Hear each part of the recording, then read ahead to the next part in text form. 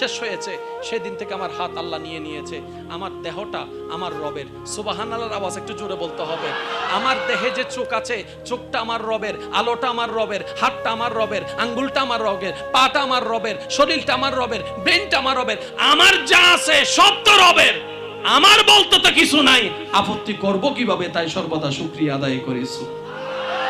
তো ইউনূস নবী ওনার কথা শুনে বললেন, সত্যি তুমি আল্লাহর সবচেয়ে প্রিয় বান্দা। এখন বলেন ওনার ভিতর গুণ কোনটা ছিল? ধৈর্য এবং শুকরিয়া। আরেকটু জোরে বলেন, ধৈর্য এবং। ভাই এই দুইটা জিনিসকে নিজের জীবনে বন্ধু বানান, আল্লাহ আপনাকে এমন শানওয়ালা জায়গায় পৌঁছায় দিবেন আপনি কল্পনা করতে পারবেন না।